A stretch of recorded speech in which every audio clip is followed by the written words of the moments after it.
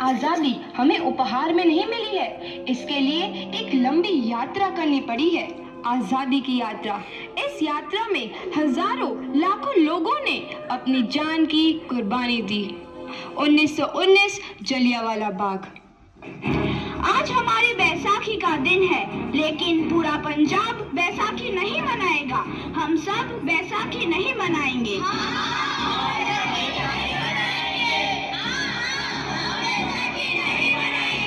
जब तक हम अंग्रेजों को भारत से बाहर नहीं निकाल देते, पूरा पंजाब बैसाखी नहीं मनाएगा।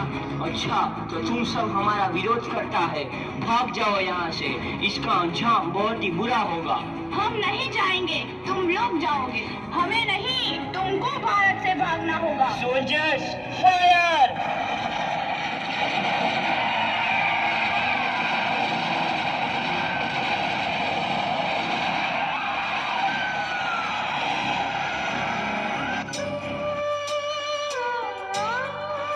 पहले हमारी ये फसलें लहरा रही थी, पर इन अंग्रेजों ने हमारी फसलें बर्बाद कर दी।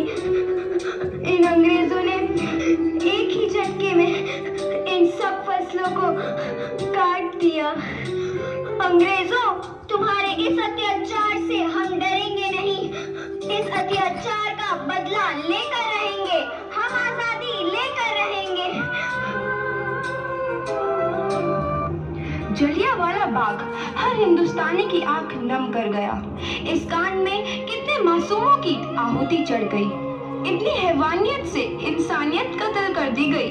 जलियांवाला बाग के हत्याकांड ने आजादी की आग में घी देने का काम किया। मासूम औरतों, बच्चों की दर्द भरी चीखें और सिसकियां इनकलाब का गूंज बनकर उभरी।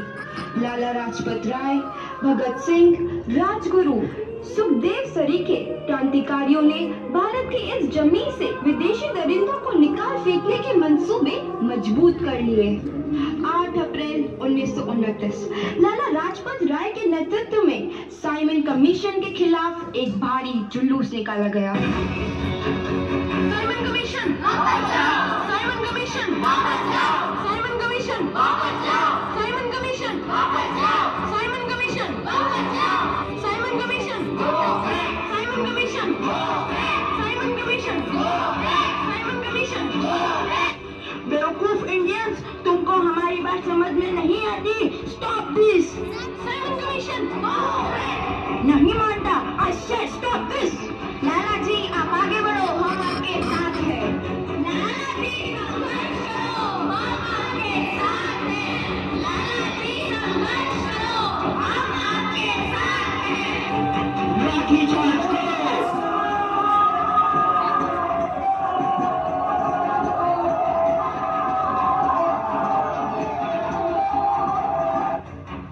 लाला जी को तो बहुत गहरी चोट लगी है, उनका सर फट गया है। मेरे शरीर में लगी एक एक लाठी अंग्रेजी सरकार के कफन में कील का काम करेगी। ये आजादी की लड़ाई रुकनी नहीं चाहिए। ये जिम्मेदारी मैं तुम सबको सौंप कर जा रहा हूँ।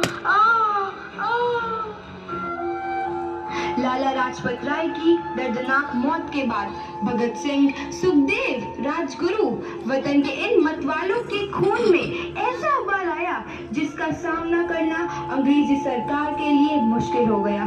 अंग्रेजों को करारा जवाब देने के लिए स्कॉट और सैंडर्स को मारने की रूपरेखा रची गई।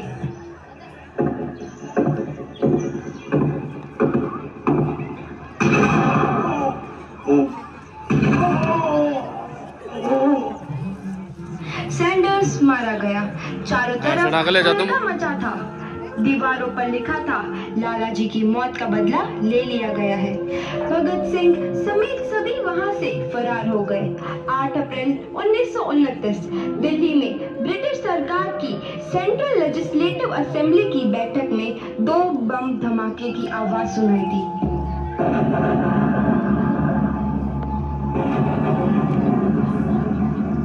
धमाकों ने अंग्रेजी हुकूमत को हिलाकर रख दिया। इस घटना को अंजाम देने वाले भगत सिंह, राजगुरु और सुखदेव ने अपने आप को अंग्रेजों के हवाले कर दिया। 1930 को अदालत ने अपना फैसला सुनाया। मुलजिम भगत सिंह, मुलजिम राजगुरु, मुलजिम सुखदेव को दफा 121 और दफा 302 के तहत ये अदालत तीनों को मुजरिम करार देती है और इस गुस्ताखी के लिए ये अदालत इन तीनों को सजाए मौत की सजा सुनाती है। सरफरोशी की तमन्ना अब हमारे दिल में है, देखना है जोर कितना बाजुए कातिल में है। भगत सिंह और किशन सिंह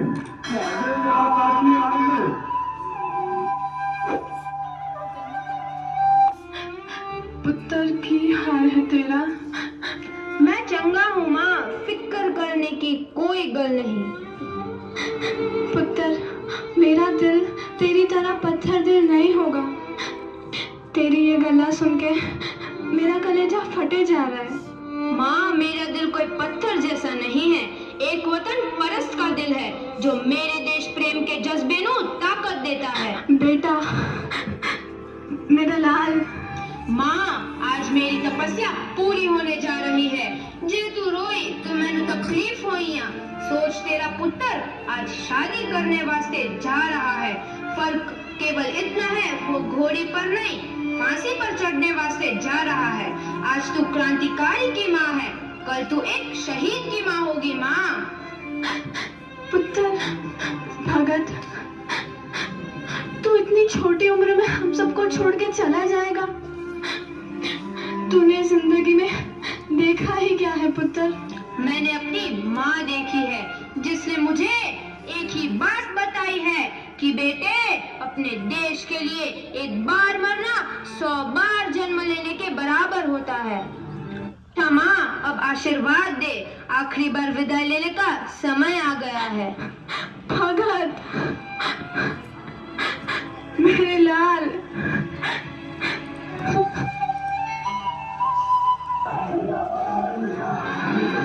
भगत सिंह, तुम्हारी कोई आखिरी ख्वाहिश? हमारे हाथ खोल लिए जाए। हम तीनों दोस्त एक दूसरे से गले मिलना चाहते हैं। उनके हाथ खोल दिए जाए।